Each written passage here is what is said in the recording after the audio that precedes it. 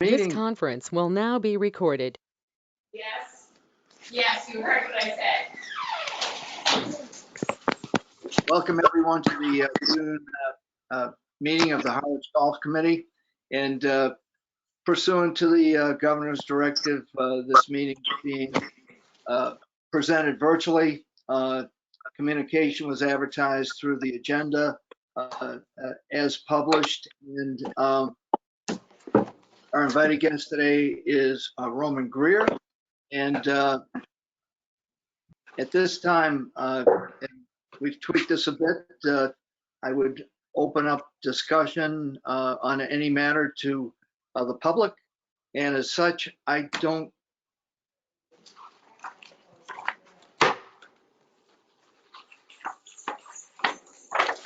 see anyone present for that purpose. So I'm going to go right to the agenda. The consent agenda, I'd seek a motion for approval of the May minutes. So moved. Okay, thank you, Second. Martha. Second, Paul White. Any comments? If not, all in favor? Aye. Aye. Thank you, unanimous. Okay, Roman, we'll go right to your report, if you will. Great, give me 1 second to get my screen share going.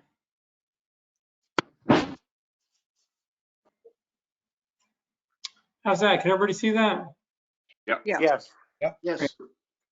Thank you. Okay. So there's a lot going on at the golf course. I chose to focus on a few of the big items because I can only say we're really busy in so many ways. I know I've seen a lot of you at the golf course. The golf course is really busy. We're doing over 300 rounds a day, which is a really big number for this time of year. And the golf course conditions are absolutely top notch. I've been sharing the comment from Sean Fernandez that he believes the current golf course conditions are the best they've ever been, and that's coming from a pretty high authority there. So I'll leave those comments there. Focusing on the projects on the golf course, with the landscape project, Bowditch Excavating has completed their contract. On the next slide, I have a photo, but I'm sure you've all seen where that work stands. We're very happy with the completed product. As far as the electric charger grid goes, Commercial Electric Systems is completing the fabrication of the grid, and they'll be at the golf course in the next few days to install the grid. The solar project, this has lingered, and this is now really come to the top of my desk as a high priority because I attended the selectmen's meeting last Monday night, and the town has had some problems with their CVEC contracts and also with Green Skies, which is our vendor. Not necessarily our project, but they're really having a hard time finalizing these contracts, and our contract is still not finalized. It's not in my hands at this point, it's in the hands of the town council, but this is critical, obviously, to us getting the final connection of our three-phase power and our solar project turned on in time for our electric cart. So this is a high priority item for me currently. And as I wrote right here, the town council is currently reviewing the new power purchase agreement with Green Skies and CVEC. Once completed, the final electric connection will be made and the permission to operate will be requested from Eversource. My understanding is this stuff all happens pretty quickly once the contract is negotiated and accepted. That's it where it is right now. Megan Eldridge, the assistant town administrator, is heading up this with town council, and it'll go to the selectmen for their approval. But I'm getting anxious about this one because when I look at the things that could be a stumbling block for us, this could be the town decided to walk away from their other projects with Green Skies and CVEC as part of round 5 because it took over the course of an entire year they couldn't negotiate a contract. So that's that. This is a high priority item for us right now, and my role in it is really going to be to keep pushing progress. Roman, what's the problem with the town council in negotiating a contract? Well, I don't have a ton of the details, John, other than what Maria, who's the new head of CVEC, told me. That CVEC became concerned that Green Skies was selling their interests in our future electrical credits multiple times, and to the point where it was, they felt like they needed a new contract in place to protect the town because Green Skies had sold and resold their interest in our electrical credits. I'm not sure beyond that. That was the basic report I got, but really what it came down to was we needed a new contract. And so it's a power purchase agreement, and it's brand new that needs to be signed. And again, other than that, I don't really have the details. Other than this needs to happen. We need this to happen ASAP because the final connection will not happen until it's agreed upon, and permission to operate with Eversource will not happen until it's agreed upon. So this is a high priority item for us, and I'm working on it daily to keep it moving. Coleman, two questions for you. One, I have to follow up with John, and that is, if the town decides to walk away from Green Skies, what does that mean for this project? Well, we're not there, John. I mean, with the projects I mentioned, they walked away from, no work had been done yet, no contract had been entered into yet. We're well beyond that. So I don't think we're there where they're going to walk away from this. It's just a matter of negotiating the new contract. And my understanding, I've been dealing with all the parties. Green Skies is very anxious to get this done. We've got to get our town council to approve of the contract, and then our selectmen to approve of the new power purchase agreement with whatever the new parameters are. Okay. Second question, on the first item, landscape project, I was up at the club today, noticed that not majority, but a significant portion of the new sod is already burned out significantly. I know we have I thought we had an irrigation system, and if so, is it operational, and are we using it? The irrigation system is completely operational. There's one area that was being missed. Sean Fernandez is putting all his resources into it daily to have that sod take, and he's assured me it's going to take. We identified that very early on that one area was burning out pretty quick and was not being reached by the irrigation system, but that's being fixed. Thank you. You're welcome. Roman, do Okay. you have any idea on the timetable for the Green Skies CVAC negotiation? I don't, John. So other than to say, I'm going to just keep pushing it and keep trying to get information. What actually has to happen, I think, is not a whole lot of steps need to happen. It's just a matter of our council approving the contract and then having the parameters of the contract agreed upon. And as far as what the actual power purchase agreement will be. So I don't think there's a lot to it once the approvals occur. Okay. What is the implications for our contract for the new carts with EasyGo if this thing gets delayed by 45 days? Yeah, I haven't tackled that yet because I don't think that's something we need to tackle yet. But that'll be the next step. Is if it turns out that this is going to have a significant delay, which again I've got no indication to think it will. We'll have to look at what we need to do to make that final connection to get the three-phase power to the building, because we're really right there. And we don't need the solar to charge the carts. We could charge it directly from the power grid and then just pay for the charging. So we've got options there, but I've got no indication that this is going to be problematic other than I wanted to point it out to you. This is a high priority at this point, and I'm pushing it forward daily. Okay, thank you. As far as security goes, the golf course maintenance department is fabricating a 40-foot electrically operated gate. We're following, after looking into all the options that were available to us, we really found the best location, the best opportunity for us. We found a location where we can get power for this gate. We're following the specs used by the highway department's gate. So about halfway up the driveway where you see the sign that says "Thank you for playing Cranberry Valley," we have power there that branches off to go to our pump house. So that's where we're going to tap into the power and put the gate. So that's in the works right now. The gate will be operated on a timer as well as a keypad. We'll share the keypad code with the police department because they have a good presence in the off hours at our property. And we may also even be able to have app access to that or remote access to that. So I'm very happy with, we looked into a lot of options and this is a good option.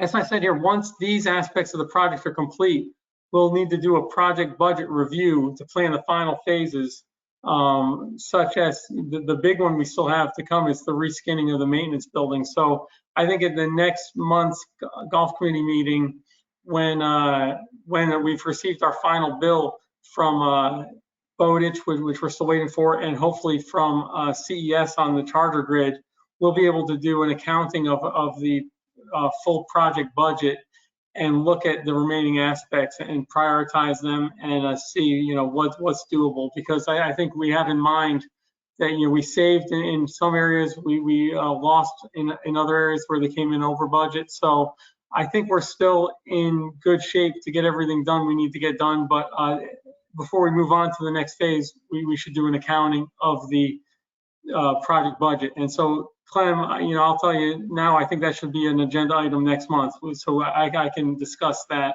with the committee. We'll make sure that happens, Roman. And then finally, I just wanted to thank Griffin Ryder, who was our project manager.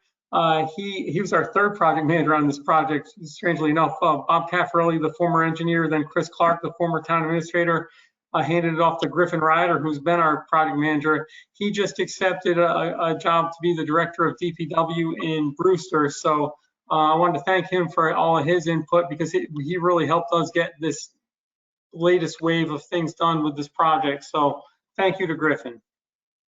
Hey, Roman, a quick question. With this being such a critical need for the town, not just the golf department, what's their plan B in the interim to take on the duties of Griffin Ryder? Have you got any insight? I hate to, in a public meeting, speak on rumor because I've heard nothing firm or concrete, but I have heard through the grapevine that Bob Lawton, who's been working for the town in the past and is really strong, may be hired part-time to help with procurement and projects in the interim while they're hiring a new engineer. So if that's the case, that'd be fantastic for us. Bob is very in tune with what we're doing. He's as town manager in Yarmouth for 30 years or so. He was very familiar with their golf operations. So if that is the case, I don't think we'll miss a beat for the most part. But I have not heard anything concrete though. Yeah, that makes sense to me. They would do that. well, thank you. I just thought it would be logical. Hey, Clem, I have a comment. Yes, Paul. With regard to the first opening comment that you made, Roman, the condition of the course. Actually, the last several weeks, numerous times that I've played, I've heard comment from people praising the condition of the course. And then Sunday morning, I had a guest, my godson, who is the president of Charles River Golf Club, and he has played here many, many times. He hadn't been here for a couple of years, and he thought the condition of the course was spectacular. So, I mean, the work that Sean and the whole team has done, and the conditions, that have allowed it to some extent, I'm sure, despite how dry the winter was, the course is magnificent. Thanks for the comments, Paul. I agree totally with you. I think what I'd like to point out is, we were given some new resources that have been very helpful. And one of the very important resources that we've given to our golf course maintenance is that 1 extra hour on Wednesday morning. So we don't start our first tee time till 7. That was something that came out of our discussions with the USGA consultant, that we should have one extended maintenance day a week. That's been fantastic. We're able to do more with the golf course than we've done in the past. And not only that, then also as far as the equipment goes, the light sand top dresser that we purchased last year has allowed us to put light sand top dressing on the greens. And we're normally doing that Wednesday mornings. We're punching a lot of holes, doing a lot of solid tining of the golf course on Wednesday mornings. So, a lot of this is not just good luck and hard work. It's new resources have come into the mix with that extra hour and the equipment and the direction from the USGA consultant. But I appreciate the comments. I agree with you totally. I think the golf course is in top-notch shape, and the greens are running a little faster, healthier, and with the light sand on them, that's really helping with the thatch. So all positive. Definitely, I agree. I'll say those greens are fast. Wow. Yeah, they're faster than we've ever kept them. And as I mentioned at the last golf committee meeting, that's something we were planning to experiment with. We really saw that they could take a little more. We could speed them up a little bit and they'd handle it. So with the 10-minute tee time intervals, we're not that worried about people three-putting. In the past when we had 8-minute intervals, we really wanted people to hit one putt, tap it in, and keep moving because the time was of the essence. But where we haven't had a problem with pace of play, so you speed them up a little bit and making people putt an extra putt here and there possibly. We've gotten great feedback. People enjoy the green speeds. Yeah. Here's a photo. I know we've all seen it. Here's a photo of the completed project. I just think it's fantastic. It was well designed and well executed. Roman, question on that. When are we planning to complete that new blacktop area with lines and start utilizing that? Because I drove in this morning. Good luck finding a parking space. Yeah, so we're going to do that first thing in July. Actually, striping the parking lot was not part of the project. It's something we do in-house ourselves out of our budget, and we're going to do that out of our new fiscal year budget. So we're going to schedule that immediately in July, and then we'll start utilizing that parking area as well. Great. Okay, and then I had a quick review of annual pass sales. As I mentioned at previous meetings, sales have been pretty brisk, but I've got a comparison here with FY19, which I do a lot of comparisons with because that was our last normal year. And as you'll see, we were for a little while there a few hundred ahead of the previous pace. It's evening out now, so we're at the end of May. We're about 30. I think we're exactly 85 above where we were in FY19. So I think this year we do have some new members, but in some cases, people just that stayed purchased them earlier. A few things I point out here. It's funny, Harwich is right kind of on the number. Chatham, which has grown every year, is once again up pretty significantly. But one thing I point out to a reason the Chatham numbers are again high is that in rates and fee season last fall, we got rid of the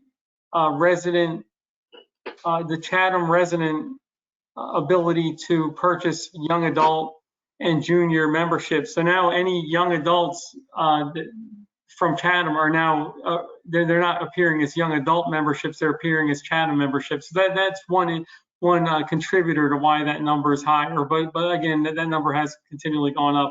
Other than that, we're pretty steady across the board. You'll see obviously the collegiate membership was not in place in FY19, but again, sales have been brisk, but they're not out of the realm of what we can handle.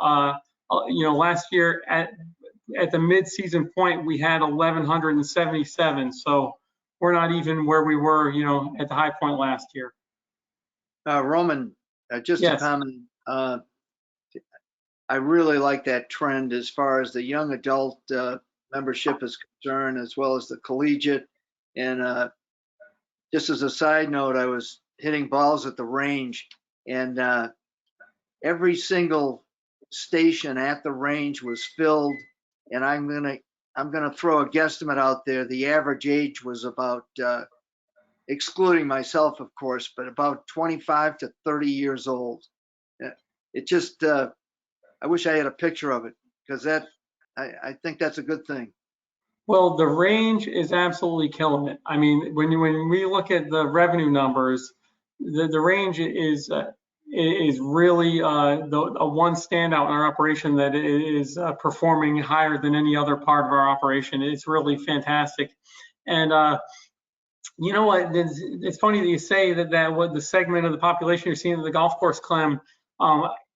It's with our engagement of Golf Now for selling tee times, we've definitely opened up the golf course to a new population. And that's what they always say, that when you go to these online booking agencies, there's just a percentage of the people that go on this are usually younger, and they only book on Golf Now and on the online booking sites.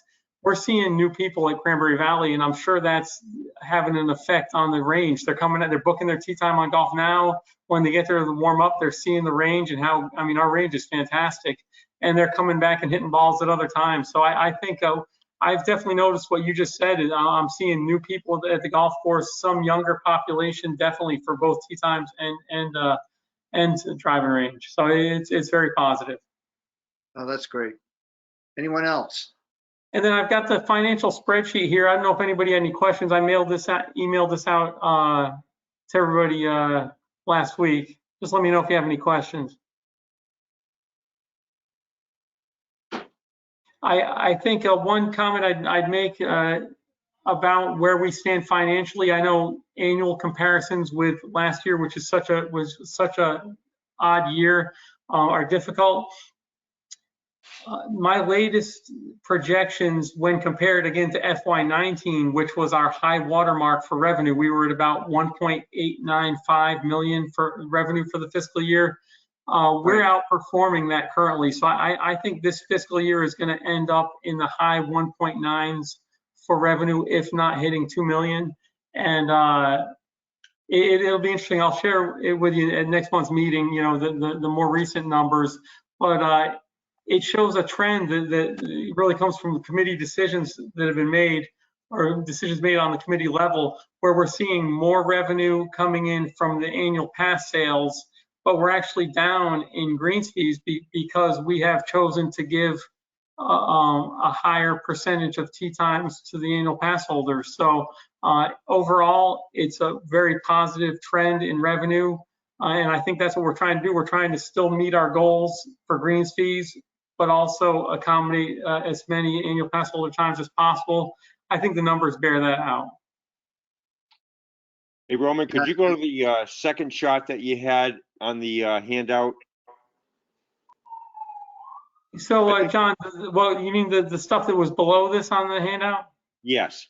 All right, shoot, I cut that part off because you couldn't read the numbers. It was so small when I put it all together on the sheet. I'm familiar with it, though. What do you have for a question? I forgot. I don't have it in front of me. Well, let me see if I can find it, because this was the last slide I had. It's not that important. All right. Hey, Roman, Yes.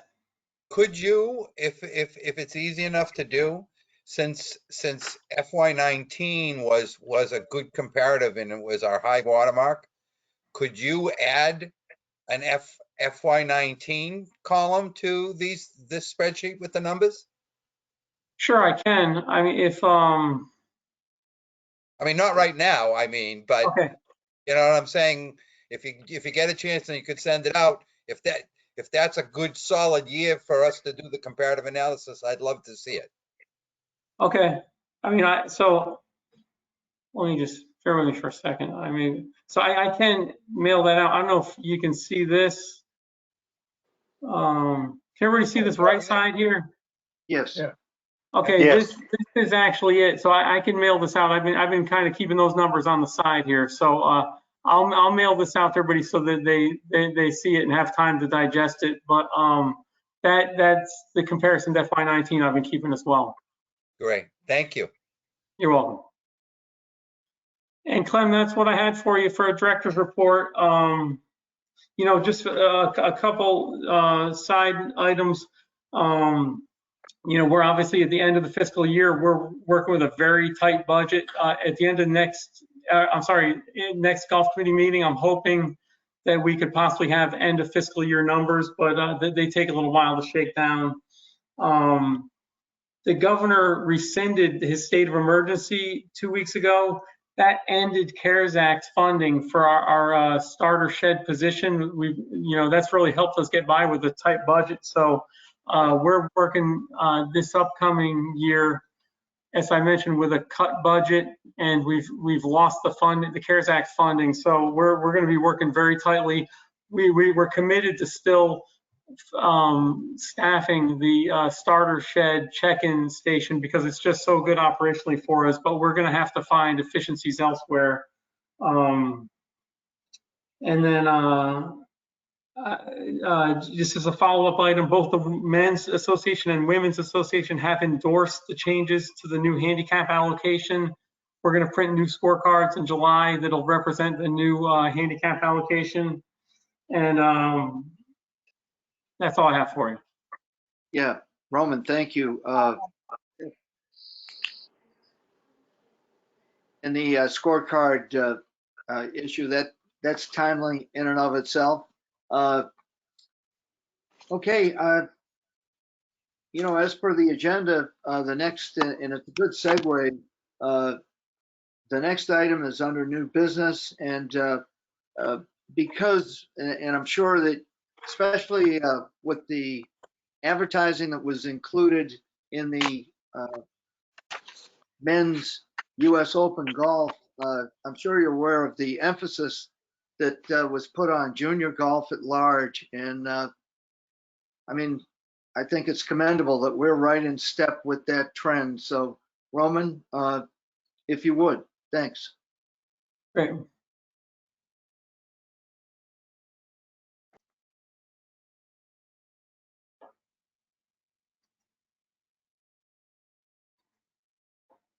Sorry, I should have kept this up.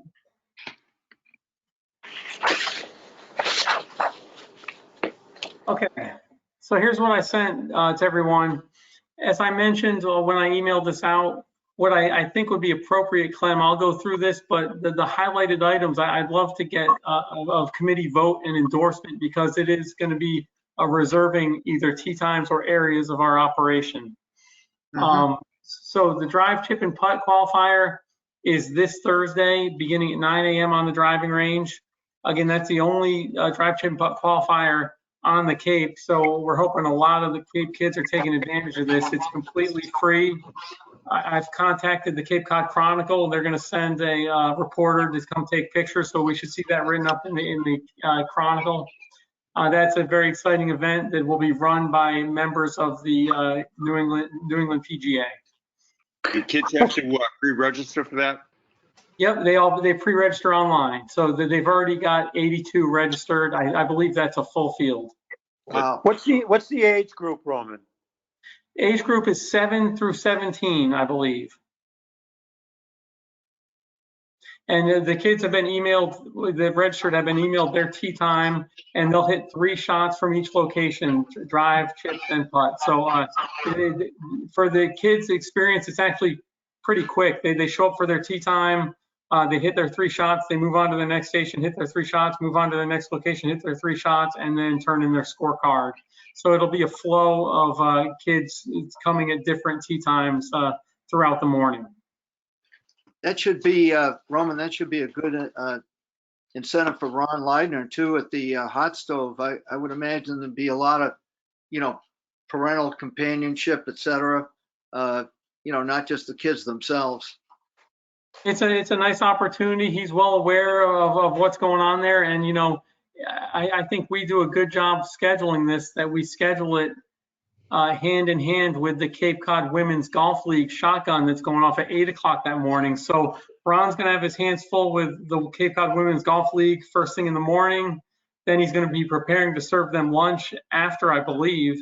And while that's going on, we'll have the drive, chip, and putt going on. So a busy day. A lot of people on our property. Yeah, that's exciting. I hope the parking can handle it. And we're ready for a big crowd. So we'll be, our staff will help direct people to park down the driveway if needed. That's what we've done in the past with when we've had double events like this. So then moving down to the first tee program, very exciting. It took a little while to get this scheduled with Mass Golf, but I'm very excited. Registration opened on June 17th. We found a lead program instructor, and it's going to be Kyle Harris, who's the executive director of the First Tee of Massachusetts. So they're bringing the big boss down to run our program. which is really good. He's going to have some people working under him. He's the trainer of first tee instructors in our area. So anybody working under him in this program can be, the instructors can be receiving training at the same time and becoming certified first tee coaches. So that's a really nice benefit. The fee for the program is $100, but as always with the first tee program, financial aid is available and no one is ever turned away due to inability to pay. It's going to be on Wednesdays, July 7th through August 18th, with 3 sessions per day. I've listed them there. You're basically beginning at 11 and going through 5:00 p.m. And then I've worked with Kyle to exactly plan out what area of our practice facility and golf course they'll be on each day, just so we could have some really good management and expectations. So they're going to start off with putting. I didn't feel the need to reserve the putting green because I think we can still leave a section of it available for people about to go out and play, that they could hit some putts, but there will be 16 to 20 kids probably on the putting green that week 1. Week 2, with your endorsement, I'm suggesting we reserve the short game area for that entire Wednesday from 11 to 5:00. On week 3, I've already spoken to Bob Miller and he has agreed to give up his teaching area for both week 3 and week 6. So those 2 days, Bob has agreed to step aside from his teaching and give it to the first tee. So I appreciate Bob Miller for working with on that. He's a big supporter of the first tee, so it didn't take any arm twisting there. Once again, week 4 we'll be back to putting. Week 5, once again, I recommend we reserve the short game area. And then the big impact is going to be week 7. That's their final session. As far as the curriculum of the first tee goes, these kids are going to be, some of them are going to have the ability to not only play golf on week 7, but also to test out where if they can shoot a certain number from a certain distance, they'll move up to a new level in first tee. So it's important that they get at least that one time on the golf course. So I'm going to recommend we reserve 5 tee times per class. So basically, instead of going to one of our practice areas, they'll show up that day and play on the golf course during their class time. You want me to keep moving, Clem, or should we discuss that first? I was going to say it's probably appropriate, Roman, based on what's Roman has presented everyone. I'd entertain a motion that the reservation request that Roman has outlined for us, and that includes the minimal number of tee times there in August, that a motion to approve that would be more than appropriate. So I'd entertain a motion if someone could make that for us. So moved. Second? Thank you. And a second? Second. Okay, Paul White, any further discussion? Yes. Question for Roman. On the putting, are you using the putting green next to the practice range? And if not, why not? So when it comes to putting, what I was thinking, John, and we have options to do whatever we want to do here. What I was thinking was when they have the putting day, we would use the putting green up at the clubhouse, just because it would alleviate some pressure from every Wednesday almost having the short game area closed. So, we do have options, and if you as a committee would like to comment, I'm sure the first tee would go either way there. I just thought reserving the short game area back-to-back Wednesdays might be a little heavy-handed on our range members and our people who like to practice. So the way that we designed it, I was planning on them being on the main putting green at the clubhouse, but we could go either way there. Any other discussion? The only Okay, thought I have is on that putting. I think that it's the putting area up by the clubhouse is a little more challenging and offers different options. And, and I think the idea of taking a little pressure off of the short game area is probably a good idea. I would tend to agree, Paul. Any other comments, Martha? Roman, do you feel that this is going to be very disruptive to the members and non-members when they come up for their tea times and play?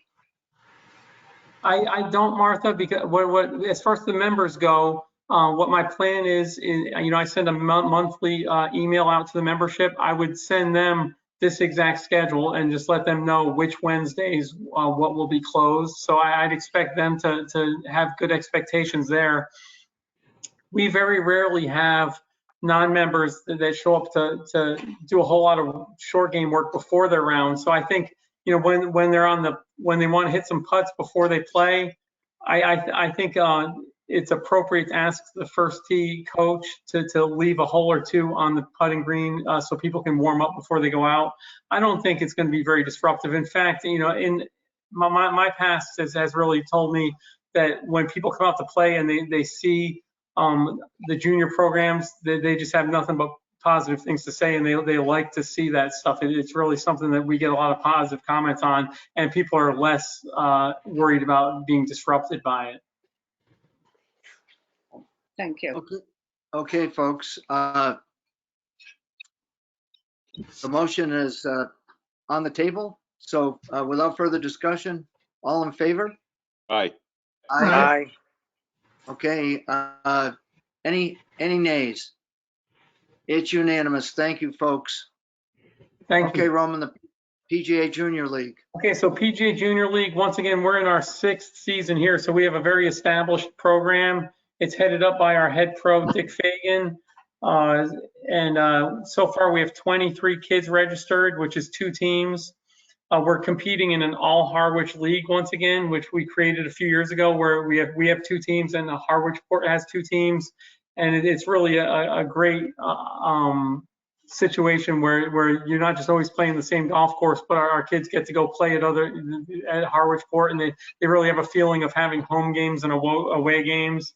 We're still finalizing the schedule, but it's going to meet on Tuesdays and Thursdays at twilight. The matches begin at 5 o'clock and the practices run between 4 and 6, and that's a mix of driving range and golf course. I don't know, Clem, we've done this for 6 years, and I've never really sought out a vote to support the tee time usage here, but if you think it's appropriate, let me know. What do you think? I think it's late enough in the afternoon where, if it's been manageable in the past, I imagine the numbers correspond or correlate, closely to what you've had before. So I think you're fine. Okay, it's the same exact thing we've done in the past for the past 6 years for the most part. So I think our members are really in tune with what's going on, and this program is unique in that the kids wear the team jerseys and the numbered jerseys, and again, it really creates a great buzz around the golf course. People really enjoy supporting it. Yeah, that's been my humble assessment as well. Anyone else with a comment? I think it's a great program that we're continuing. And finally, Youth on Course, Roman. Yeah, so Youth on Course, I really look at this as hand to hand with the First Tee program. This is going to be the opportunity. We've been one of the first golf courses in Massachusetts to get involved in the Youth on Course, so we've been doing it for a few years. But the big thing here is that everybody that registers and participates in our First Tee program are going to automatically be members of Youth on Course. So they're going to have this opportunity to play at twilight or first thing in the morning on the back nine for $5. As I mentioned, I believe I mentioned this in the spring, because the summer program will not have, other than their final week, opportunities on the golf course. I'd like to reserve Tuesday at twilight some tee times where the First Tee coach can encourage the kids to get together with one another and go out and play 9 holes. So, and then, that's not just for our Youth on Course kids that are part of our First Tee program, but any kids from Massachusetts at all that are part of this Youth on Course program. I think it'd be good to have a small reserve block of tee times for them so that they don't, we're advertising everywhere that we're involved in this program, that we're welcoming them for the Youth on Course kids. I'd love to have a reserve block where we could accommodate them. And as I mentioned here, I would start by reserving 2 tee times at twilight on Tuesdays, and I would want to adjust that based on demand. So I'd ask for a vote, Clem, if you think it's appropriate to support the Youth on Course reserve tee times.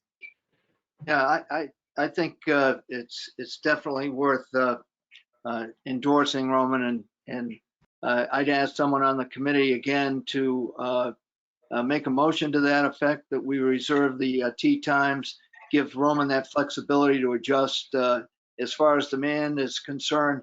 And Roman, it would seem to me, it's not imperative, but is there a ranger on duty that late in the afternoon? That's something I'm already on top of. We're going to make sure that when we have Youth on Course kids on the golf course, they're going to be watched by a ranger and helped along the golf course as needed. Well, I think with that caveat, it's absolutely would be a go. So I'd entertain a motion to reserve the tee times based on Roman's presentation. So Someone? moved. Okay, thank you, John. And second. Second, Thank you, Steve. So we have a motion on the floor. Any discussion? All in What- favor? Oh, I'm sorry, Martha, sorry. Martha, go Ro- ahead. What is the age group of that youth on course? So this is, once again, I believe it's ages 7 to 17. So you have 7-year-olds going out there unsupervised? Well, so if they made a tee time, basically anybody that wants to partake in this program can become a member of Youth on Course. What we would do is we would put them to the scrutiny of our normal policies, which normally we ask that kids, I believe the age is 13 and over, 13 and under, be accompanied by an adult. So that's been our previous policy, and I would continue that as well. When they play on the golf course with the First Tee program, they're going to be supervised by their coaches. But in these Youth on Course tee times, we would ask that they be, we would require that they fit our normal policies, which are 13 and under, need to be accompanied by an adult.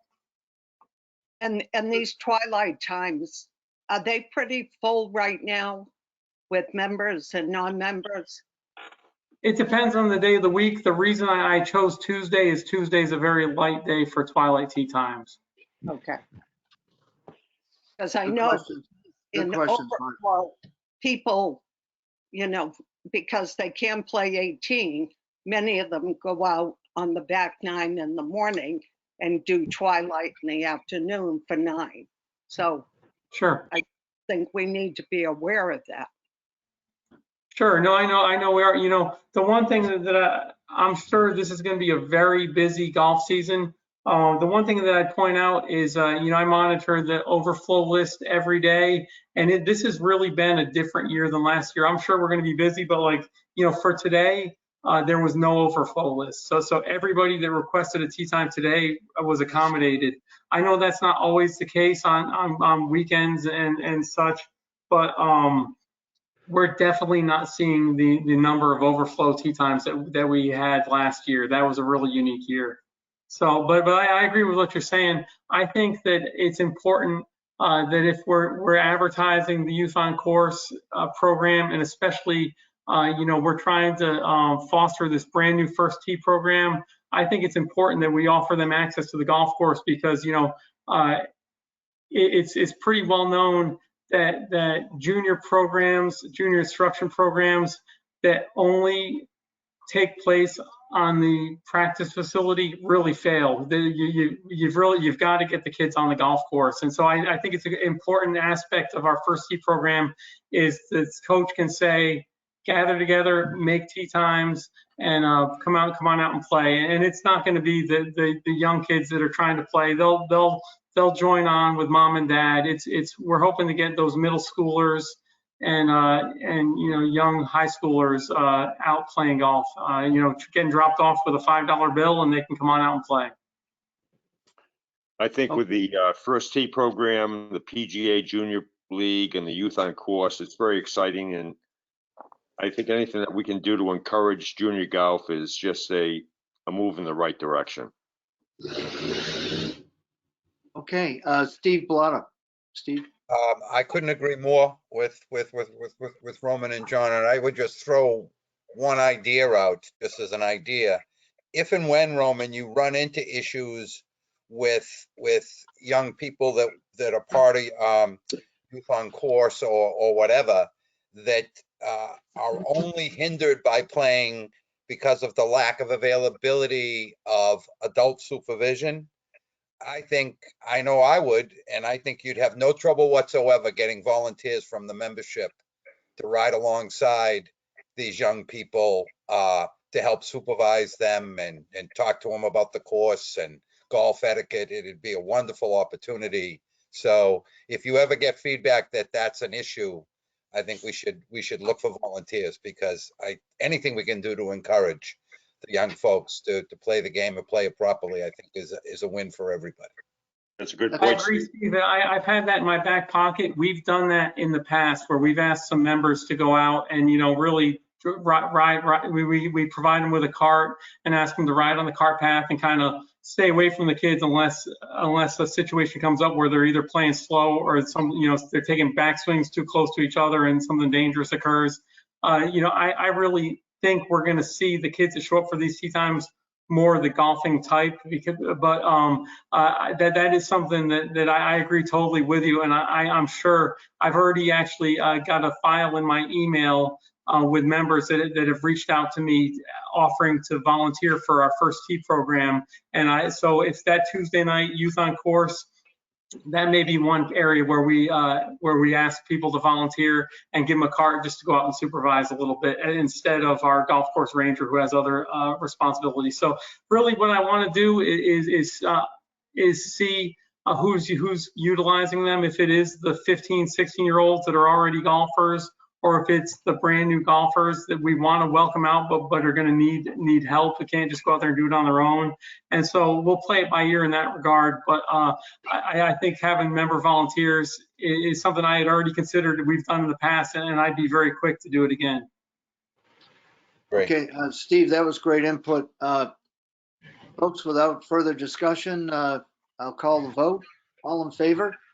All right. Aye. Okay, any nay? Motion approved unanimously. Thank you again. Okay, Thank you. Rom. So I just listed on the bottom of the screen, New England PGA Junior Tour was June 21st. That was yesterday. We had 47 players. If anybody's at the golf course, these are some of the better youth golfers in New England. And, they don't necessarily travel all over New England. It was the kids, for the most part, from the Cape that wanted to take part on that tour. And it was, again, a great showcase for the golf course. The kids loved it. I talked to a lot of parents who were dropping off kids that were really blown away by the basics, our new landscape project. They'd never seen it. So there was a real buzz of activity at the golf course. The New England PGA that runs the event did a great job. They hung their flags all over our property and really had a presence. They set up a table on the first tee, just like Mass Golf does for their big championships. And so great event. And then under that, Cape Cod Junior Golf Association, which is the very affordable Cape Cod tour that's run by our own Mike Sarajan. That's in its 30-something year. I can't even keep track of it. It's over 30 years on Cape. That'll be at Cranberry Valley on July 14th with tee times from 1 to 4. Sounds great, Roman. That's a good snapshot of what we've got going on for junior golf. Yeah, I'm just curious, Roman, what was the low score yesterday? Clem, I wish I didn't see when they came in. I had other responsibilities late in the day, and they didn't tee off till 11 o'clock. So they were coming in the 4 or 5 o'clock range. I'll have to look that up. They have scoring on their website, so I'm not exactly sure. But I posted a picture of the kids all warming up on our on our Facebook page. and there were some really solid golf swings out there. I watched a lot of them tee off on the first tee. I wouldn't be surprised if we saw scores in the 82 to 78 range, somewhere in there, maybe even lower. Yeah, well, that's great. Thank you, Roman. You're welcome. Okay, fantastic. That takes us to the old business portion. And at this time, I certainly have to acknowledge John Wheeler for all his work, and not just on the vision statement, but as he's communicated to everybody. John, all I can say is good luck. And when you're running for selectman, you know that you have our support. Yeah, okay. Yeah, okay. Well, I'll just let that one lie, okay, all right. But, okay, I just, before I get started, I just want to say how much I appreciate the opportunity to serve on the committee, and more specifically to serve with each of you. I really appreciate the diversity of opinion on certain issues. I think it's something which is important and valuable to the golfing community, not only in Harwich, but well beyond. So thank you for all the things you're doing and will continue to do. But so it's been a pleasure. 6 years it's flown by. So thank you for that. I appreciate it. What I'd like to do, Clem, is to combine, okay, the vision statement and the strategic plan, those two agenda items. And just to say, this is the third time that we've looked at the vision statement. We've gone through a series of machinations through a process. And so I'm not going to read through that, but what I will do is in combining that with what John's going to offer. As promised at the last meeting, we got together, John and I got together, and using the tactical plan that Roman has as a guide to ensure that we were not going off in a direction which was different than we already agreed to. We used that as a guide, along with the work that John had developed earlier on the strategic plan, as a guide for us to develop is what I'll call the comprehensive plan. And so all I'm going to say, okay, is that the vision statement, I'm not going to read all through all of this because we've already been through it several times, but I will say that the vision statement that you saw on that one plan that Clem sent out yesterday is identical to what we agreed to at the last meeting. My only charge to all of you as you move forward is to ensure that the vision statement represents where the course will be in 5 years, not where it is now.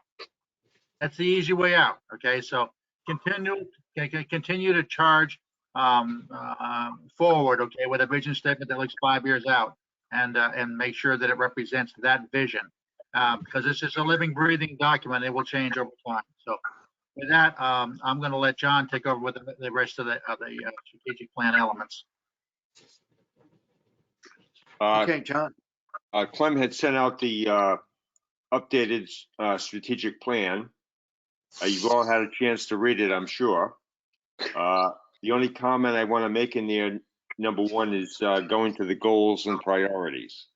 And I put a paragraph in there, much to what John just said, but really what we use for Cranberry Valley priorities is the flow chart that Roman develops with our input. And we update that every year. And it's a combination of the golf improvement budget, the infrastructure plan, the pro shop revolving plan, and also budget items. And that's going to be our official document. The only thing that we did in this strategic plan is try to streamline that and just give a top line view of what some of the goals are that we're working.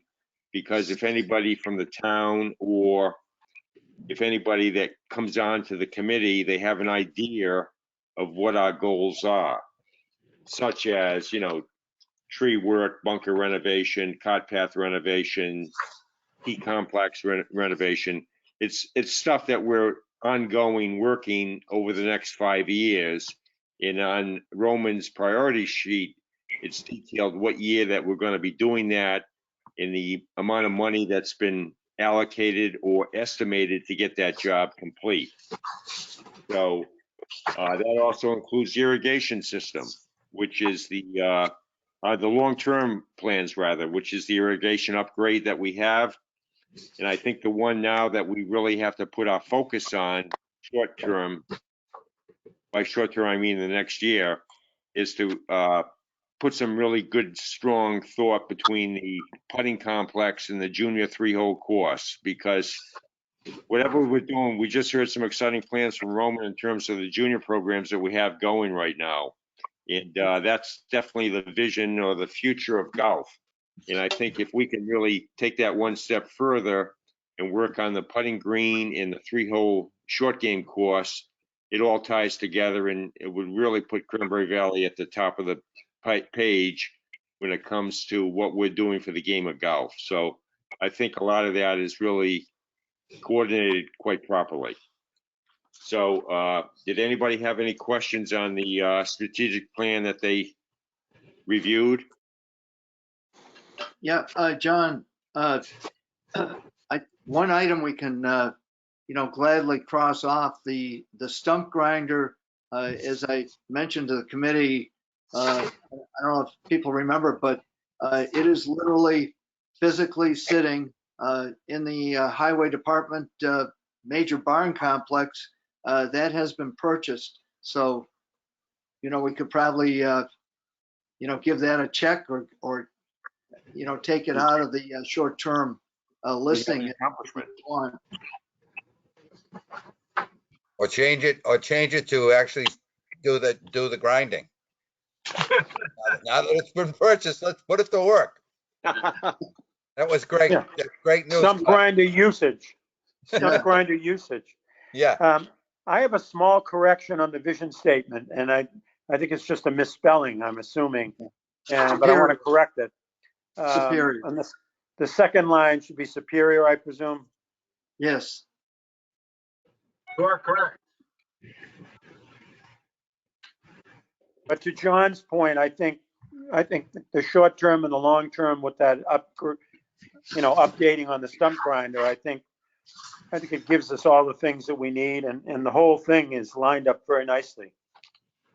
The only thing I forgot to put on the long term was I think we should also, it's something that we deal with every 2 or 3 years, it seems, but it would be the restaurant lease / equipment needs, because I know that's always been part of it. It's always on our priority list as well in terms of restaurant equipment that we need. And I think the other thing that's always been on the top of our minds is how we deal with the restaurant lease. And even though we've signed one now, is that for 1 year, Roman? Yeah. I believe so. Yes, 1 year. That's a good point, because we don't want to end up in a situation like Zach Pawtucka's got going right now. Yeah.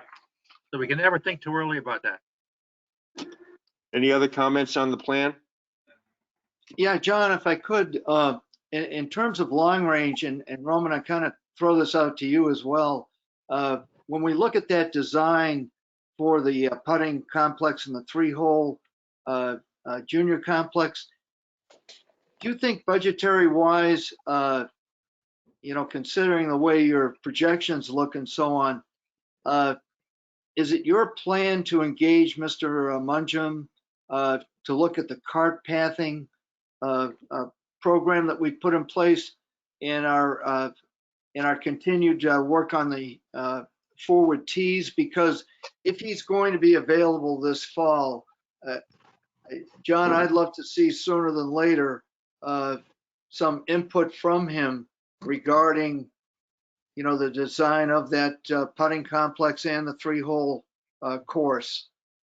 Yeah, so Clem, so Mark already provided us with a quote. We may need to update it, but I don't know if you remember. I mean, before the pandemic, this was going to town meeting. We had this on as an article going to town meeting, $35,000, I believe, which is what Mark quoted us to design the 3-hole short course and the putting green. So he gave us a number. Once again, that would have to go out the bids. We couldn't assure that Mark would actually get the job, but he gave us a quote that's what it would cost to design that. And then to answer your question, I definitely plan out of the next budget to continue the Mark Mudgem cart path plan, but he's got no place in that. I mean, he's already done the design, so we would take his elements of his design and put them out to bid. And I mean, I wouldn't be shocked if Bowditch Excavating gets him again, because he gets the job again. But the design has already been done. It's just a matter of chunking out sections of it to do annually. I was just hoping for some good old fashioned arm twisting, if you know what I mean. Yeah, I think he's excited to do the project. When we engaged him, he's done a number of these projects already, these short courses, and he's excited to do it. What I really think is important, Clem, this is just initial ideas, but as we get into this, is that we don't just do a design, but that we also require a business plan with it to some degree, or you know, at the very least, not just the design, but anticipated maintenance costs for the short course, for the putting green, you know, just so we can make sure we budget correctly, because you know, having basically a large putting green and then a short course with 3 new putting greens, when you add 4 new greens on your property, that's got costs, because that's maintenance costs, that's chemical costs, and so I think it's an important element of that bid process when it goes out, that we include that in it. And then I really anticipate that when we go to town meeting to get the approval to design for this project, for this design, that the town's folks, the board of selectmen, they're really going to want to know what's the business plan. I mean, because this is an area that we're not necessarily anticipating. We're anticipating it's going to have costs, but it's not going to generate revenue necessarily. And so we've got to make sure that we have a good idea of what the costs are going to be. And I mean, I know the benefits when I did what I just asked everybody for approval of all these tee times and all this area on our practice facility, all this impact on our facility for the junior programs. That all goes away. Now we have this wonderful place where all the junior programs happen, and then some. And you know, the youth on course rounds could now go on the short course, and we would have a lot of new opportunity there. But I do think it's very important to package in that bid process a business plan and an anticipated maintenance cost, because I don't think we'll receive approval for the project without those. I mentioned in the past I had contacted the Links Across America Foundation, which is a charity that supports these exact programs, and they said this is a project exactly like what they would support. And that's a charity that's founded by golf course construction projects, and if they approved it, they would actually come in and build the putting green, build the short course at no cost if they approved it in full. So you know, that would require some grant writing. I don't know if the bid process, if it's too large of a scope to say we want in the bid process to say we want the design for the short course and putting green, we want the business plan, we want the anticipated maintenance costs, and we want everything that would lead us to the grant writing. But that is all, we do want all those things. Yeah, that would be. In addition to the grant, I think another thing that we should consider as part of our business plan would be to get donations from people in Harwich that would help us fund doing the operational of this course, or whatever the case may be. I mean, it would be a great cause to have people donate to this. That's a great point, John. Today, people, I don't know if you happen to see it on the Golf Channel, they had prepared a lot of programming in advance of the US Open, and Xander Schauffele, the PGA Tour Pro that I'm sure you're familiar with, he wrote a small check for $150,000 to support a junior clubhouse initiative at a public golf course that he grew up on, and it was, you know, that was pretty cool. I got a question too. I mean, go ahead, Paul. No, I just, I think this is a real good discussion about how we proceed on that long-term goal of the, you know, the putting complex and the 3-hole junior golf setup. And I'm, you folks may have discussed this in the past. I'm not familiar with physically where you're thinking of doing it. And the only reason I raise that point is everything Roman said about having a business plan and understanding the costs associated.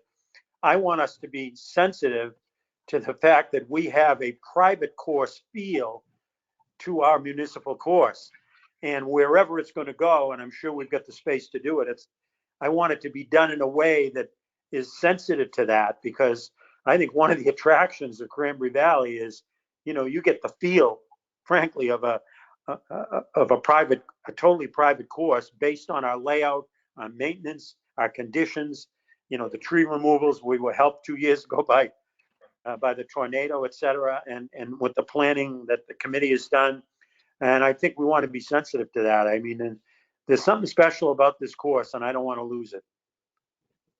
So yeah, Paul, we did walk a potential site with the architect, Mark Mungem, and he determined the potential site that we walked was not usable because of environmental issues. But we found a site that he walked that he said would be perfect, and it's the triangle between holes 14 and 18.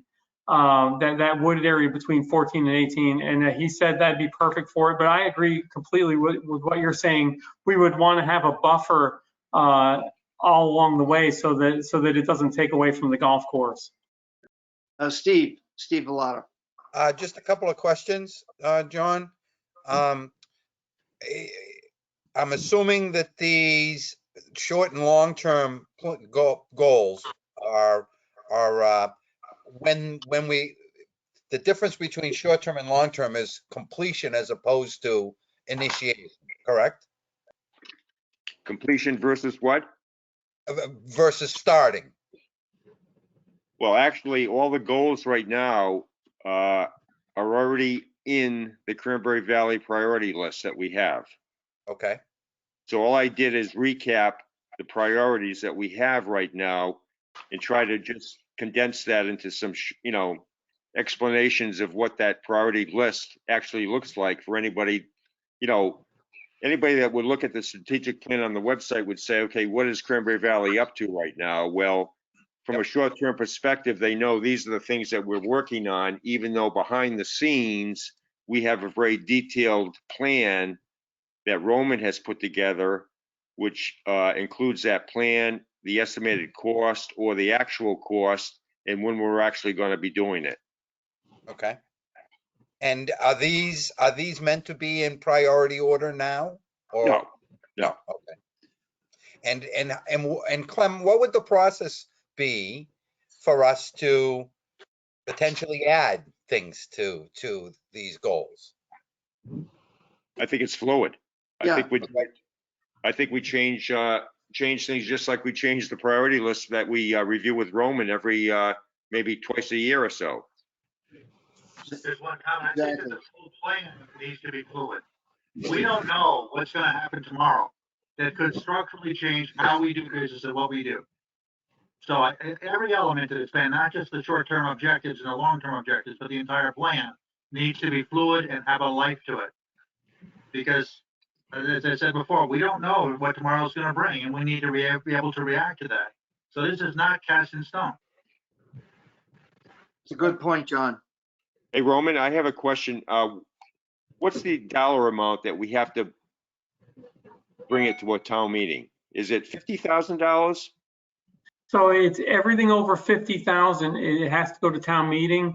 But not only that, John, any project that we're going to do out of the golf improvement fund, regardless of the cost, has to go to town meeting, because town meeting has to authorize the transfer of funds from the golf improvement fund to our availability.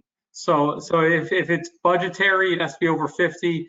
But if it's out of the golf improvement fund, it would be any item.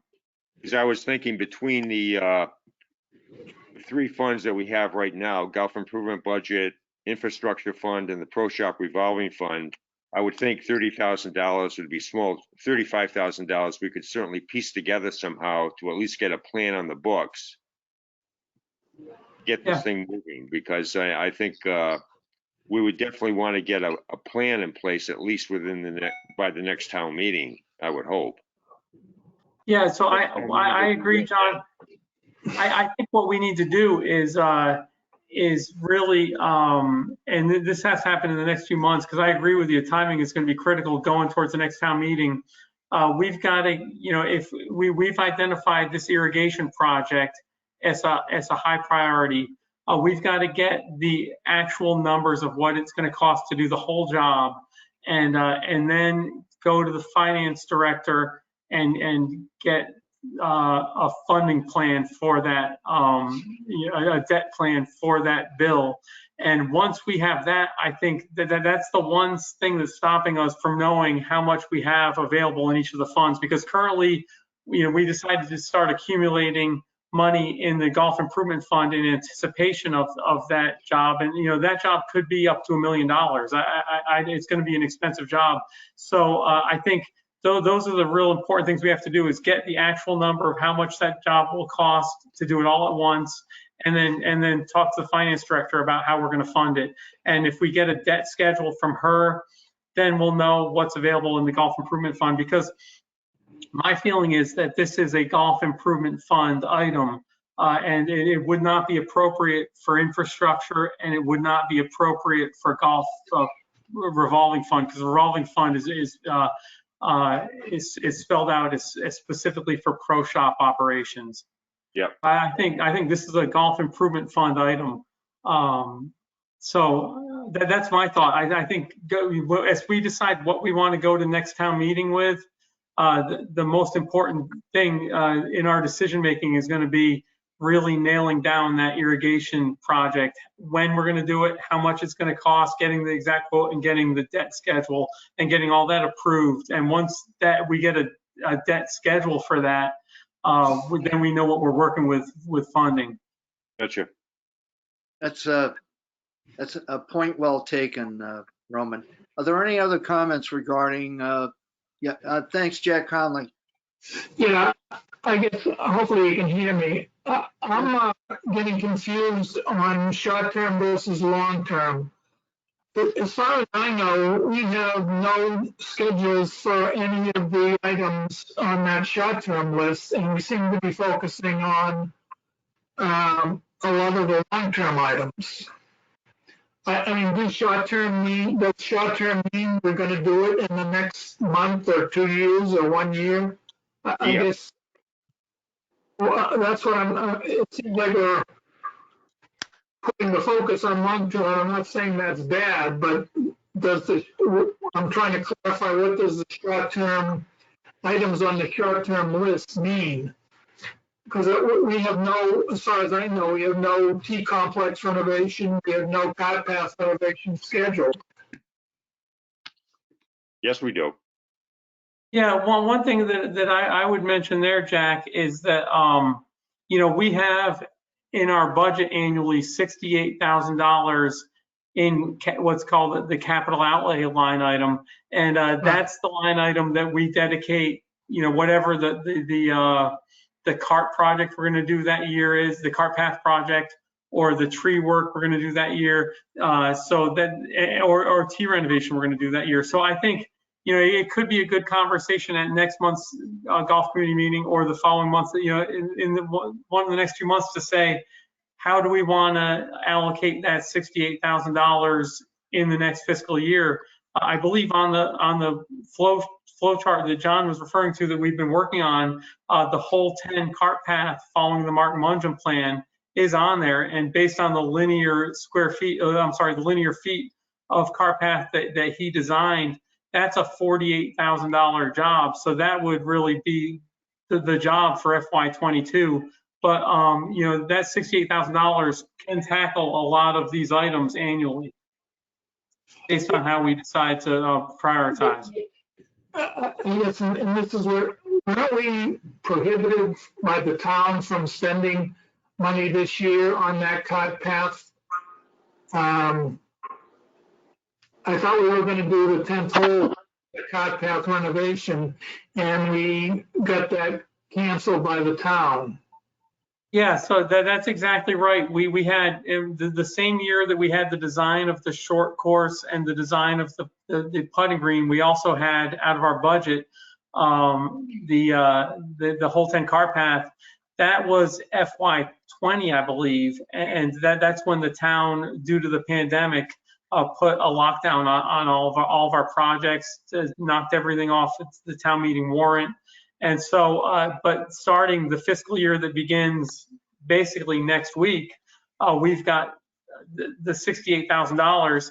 As I've mentioned in the past, when it comes to that capital outlay line item, I would, I'd leave a $20,000 or so buffer in that, because that's also an opportunity line item. When we look at the stump grinder that we're all so happy that we bought, we were only able to buy that because we had some money in that capital outlay line item when the opportunity came up. And then, we're currently working on a fix to the pump house out of that line item. So that line item is important to have some flexibility, but I think, $45,000 to $48,000 that we can go ahead and dedicate annually and to tree work, T work, cart path work. And I think that should be a discussion we have at an upcoming town golf committee meeting is, if we say the number is $48,000 that we want to do work on, that's almost exactly what the whole 10 cart path number came out to on Mark Mundrum's plan. But, we have that annually to do T projects, cart path projects, or tree work. Yeah, all I'm just saying is, I'm trying to say is, it would be good to also knock off some of the things on the short term in addition to possibly addressing the long term, but. Okay. Point well taken, Jack. Steve, please. And again, just further clarification, and so sorry if I am not getting it. What procedurally, how would we throw out ideas to add to either the short-term or the long-term goals? Do we do it verbally at a meeting? Do we submit it to you, Clem, in between meetings? I want to make sure I'm following the right process. Oh, absolutely. We'll make it agenda specific, Steve. You request it and I'll put it on the agenda. So maybe we just look for everybody's input at next meeting. Anything else they can think of that they think might be important? Yes, I think it's vitally important, especially it seems like it's so far away, but that annual town meeting comes up awfully fast, and having warrant articles prepared in advance is just imperative. Because to John Crook's point, the sooner we get this whole thing moving forward, it'll take on a life of its own. And I really like that idea of people volunteering perhaps to make contributions toward our project, and especially there's another dimension to the putting green complex that I think escapes people. Perhaps we've got to put more emphasis on it, but it's not only going to be junior specific, but in particular, the putting complex, as I envision it, will have access from our super senior group, people that love to be around a golf course, but perhaps physically can't go out and play 9 or 18 holes. As I referenced before, it's been enormously successful in other communities where they've done this kind of a project. So, any other comments? I'm sorry. What I'd add to that is, I think it's also important that when we talk about the 3-hole short course, we do the exact same thing. We don't just label it as junior. I think when we want it designed, we want it to be designed for adaptive golf and super senior golfers, where you don't have tee boxes that are hard to walk up, because this could really fit into our relationship with SLU Military Golf Association that has a lot of handicapped golfers. This could be handicap accessible. It's in a perfect world, and there are not a lot of golf courses that are handicap accessible, and we could really advertise that as well, that it's super senior friendly, or handicap adaptive friendly, and not just junior for junior use. I'm glad you mentioned the adaptive concept. That had totally escaped me. So Any other comments? Jack Conley? I have one other question, Roman. The $68,000 you mentioned that we can spend, potentially could spend, is that the golf infrastructure fund, or is that something that you put in your budget? That's budgetary. So that's in our budget. It's there annually as long as our annual budget is approved. Okay, yeah. So that carries forward annually. Clem, a quick procedural question, Yes. pending Steve's comments about bringing forward recommendations for our next discussion. Do we need a vote to accept the strategic plan as we just discussed it? I guess as a formality, Paul, it certainly wouldn't hurt. I think that's a good idea. Would you like to make that motion? Yes, I will make a motion, we accept it. And I think we had a couple of minor adjustments. We were going to put stump grinder usage or implementation in the short term. And I think that John mentioned restaurant lease and equipment to the Yeah. long term. Could I, Paul, you raised a point where, and I know at the last meeting, I couldn't remember exactly what transpired, but the question more or less goes to John Wheeler and the group at large. In the wording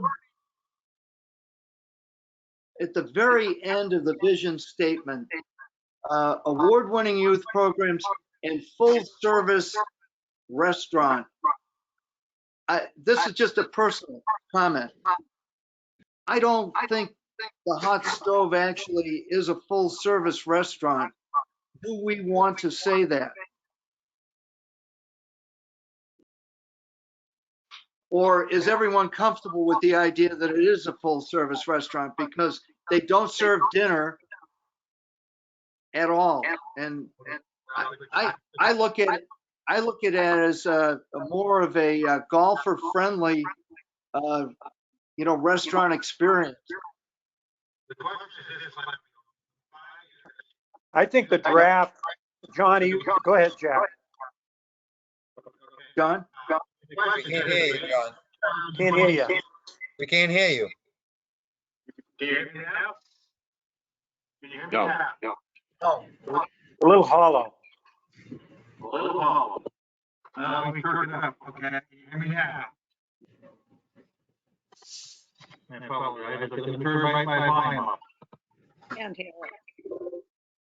Can you hear me? Can you hear me now?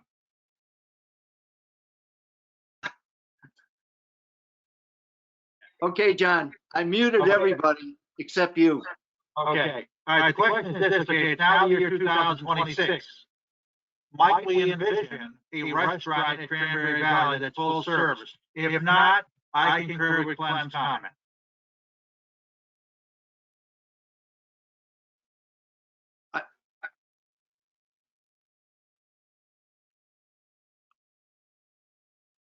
Go ahead, Paul. Paul's got a comment? He's muted. I had to hit a prompt, I'm sorry. No, I'm fine with making that change, but my own personal reaction was when I see the words full service restaurant, I agree, it's definitely a golf friendly type environment, but we also have a liquor license. And I want to make that clear that, you just don't get soda and ginger ale. You can get a beer, you can have a glass of wine. And I think that's what the full service meant to me. And I don't know if others agreed with it. Yeah, I just wondered. I just threw it out there, Paul. I just wanted to make sure that we weren't misleading anyone, that, we had a, 5-star restaurant. Steve Bellotta. Clem, as much as I'd like to see the progress made, I don't think we're quite ready to vote on these short and long-term goals.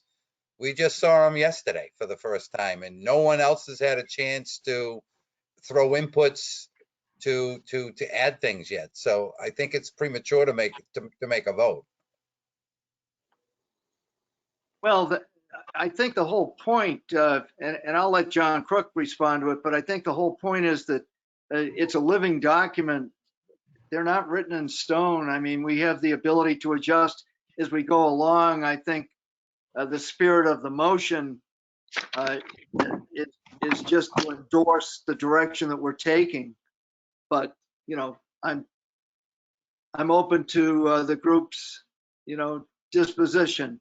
Jack Conley. Yeah, I guess I agree with Steve. If it's a document, a fluid document or a living document, do you want to, I don't know what approving it or having a motion is with respect to it if it's a living document. I guess, I mean, I assume these things could change or does it, what value does it add having a motion to accept this? Okay. Now, John Crook. Well, I tried to explain it earlier. Everything that we have in there in terms of short-term and long-term goals are issues or topics that we've been talking about for the last 5 years. And each one of those topics or goals is in this document here, the Roman Greer Cranberry Valley Priority Sheet. And as I explained before, all we're trying to do in this document is kind of give an overview of some of the things that we're working on for anybody that was to come in and read what we're trying to accomplish. It doesn't have to go into depth in terms of, you know, we're doing holes 2 through 8 because we have that in this document here. It's just to give an overview of what the goals are for the coming year and some of the things that we're working on as a Cranberry Valley Golf Committee. It's directional and not specific. And that's great, John. What's that? I think that's great. I guess my question is, do we need a motion to sanction that? That's the question I have. Doesn't mean anything to me, but I have no comment on that. Paul? I think the issue is, do we feel that we should have a strategic plan? Oh, absolutely. If all of us got hit by a bus tomorrow and 8 people came into the Cranberry Valley operation, at least it would provide a direction of what we've been working on and what our vision is. Absolutely. Yeah. Thank you. Thank you, John. Paul White. Very, very quickly, a lot of work was done to develop a vision statement, and a lot of work was done to refine the mission statement. And out of respect to the work that was done, I think we ought to validate it by voting for it. Thank you. Any other comments? Martha? Yes. Or, I'm sorry. Go ahead, John. John Crook. Well, I mean, I've done a fair amount of work on this, and the one thing that I do feel uncomfortable about is the vision statement.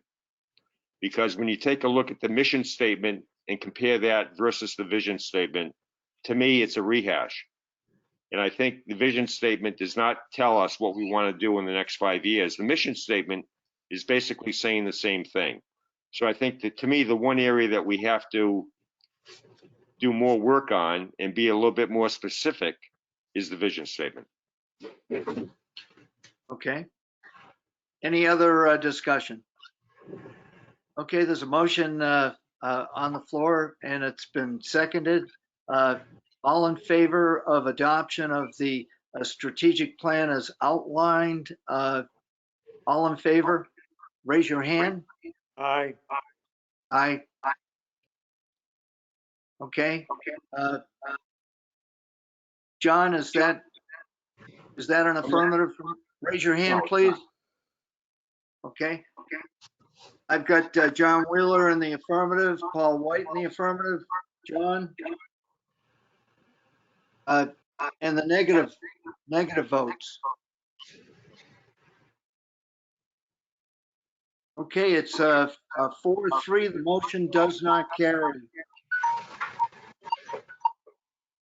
Okay, people, is there any other business? You know, I mean, do we have more discussion on this? The motion was voted down, John. What does that mean? Well, it means that the strategic plan as outlined was not adopted. So does anybody want a strategic plan or not? Well, I mean, absolutely. what have we done for the last 5 months?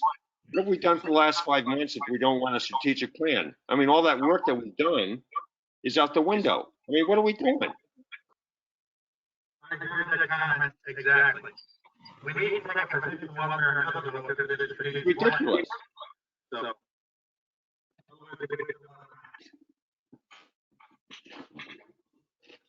Well, So if people aren't prepared to comment in a detailed level today, should we solicit inputs from everybody to John's point on changes to the vision statement, validation, any additions, deletions to the short and long-term plans, to put something else on the table for us to review and potentially vote on for the next meeting, so that we do have a strategic plan. well, I think it's absolutely imperative. I mean, the fact that the document is not written in stone is significant enough. To Paul White's point, the whole idea is to just acknowledge that, yes, we have a strategic plan. At this point in time, as of this date, June 22nd, 2021, this is the direction we've taken. We can certainly put it on the agenda for the next meeting, but again, this is almost a half year's worth of work, and I don't think it's worthy of a lot more discussion. You can put your comments in writing to me, but we'll try to expedite things as much as we can at the next meeting. John Crook. The only reason I voted nay, Clem, on that was that I believe very strongly that we should have a strategic plan. The only thing I was saying that I don't think it's complete is I don't think the vision statement is a vision statement for Cranberry Valley. That's the only thing. That's why I voted negative against the strategic plan. I firmly believe that we should have a strategic plan. Yeah. It's really the framework for what we do as a golf committee. Okay. Any other points of discussion? John Wheeler?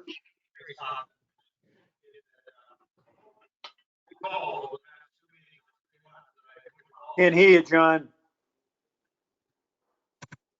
New computer, sorry, folks. I'll speak up louder. Can you hear me now? It's kind of echoing.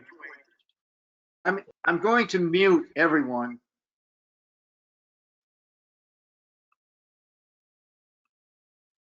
Okay, John. Hopefully you can hear me now, okay? Over the past 3 months, one of the things you recall that I tried to do was to push all of you to think 5 years in the future. Because we don't want it to be what it affects as a marketing statement about what we already have. And so to some degree, I will agree that not all of this is 5-year views. I think we've made progress toward looking at 5 years out, but there's still work to be done to look 5 years out. And I have a different view relative to how vision statements are structured, but that's just a different approach toward vision statements.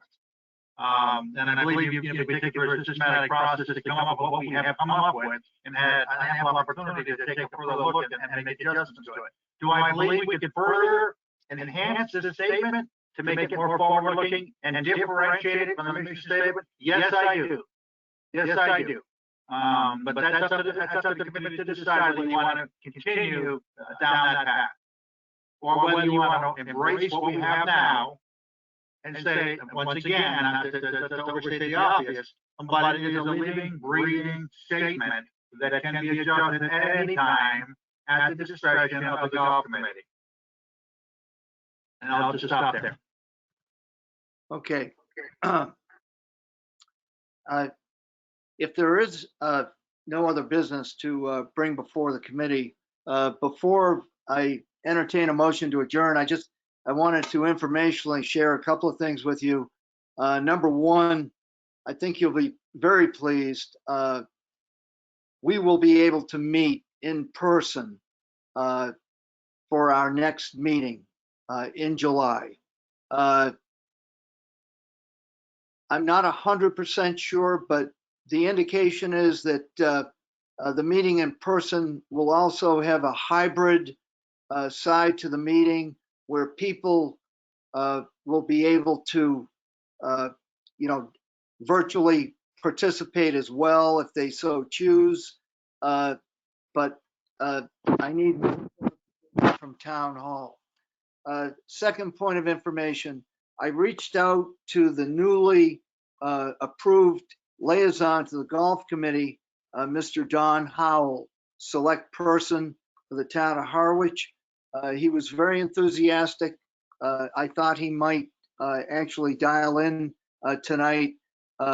He wrote the town charter article that deals with liaisons, so he's very familiar with the role that he is going to undertake on behalf of the golf committee and in service to the selectmen. So that's, the major thing that I wanted to, apprise you of. So at this time, I'll entertain that motion. Paul, question or comment?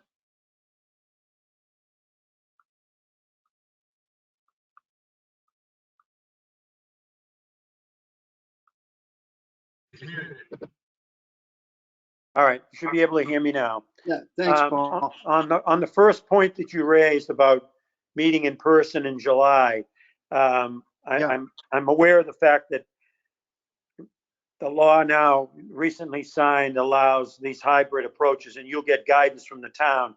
With regard to the members of the committee, are the members of the committee given the option to participate remotely, or must we all appear physically in person? Paul, I think that you have that option, as I believe. I'll make sure that question's addressed. I believe the governor's order that it was just signed last week does allow for committee remote participation through April of 2022. Oh, that's great. Excellent. Okay, John Thank Wheeler. you. I'm seeing three, Fran, MM, and Ellen at the bottom of my screen. Are they from the public listening in, or who is that? And if they're there, okay, would they like to contribute to this conversation? Is it just on my screen? Oh, I see it too, John. Yeah, I'm seeing three people down there. There's Fran, there's MM, and there's Ellen. Yeah, and we all have the courtesy of an opportunity to speak if they chose to do so. Are we going to have in-person meetings? Are we going to be able to attend? That's another good question. I'll try to put an announcement out, within the next week or so. If you look at the agenda specific item on the town website, I'll see if I can put a special announcement out to that effect. I'm just not sure. They weren't that communicative at town hall today. But as a matter of information, though, as we go forward, the people that have attended, just for the record, I'd like the last names. Well, I know that a group of us from the Cranberry Valley Women's Golf Association, we would show up for these Tuesday meetings. And I see the difficulty you all have on your own doing this screen meeting. So for the public at hand, for us, it's that much more hard. So I know that our Ladies League did enjoy showing up for these meetings. Yeah, fine. Ellen, what's your last name? Deary, D-E-A-R-Y. Okay, thank you. And how about MM?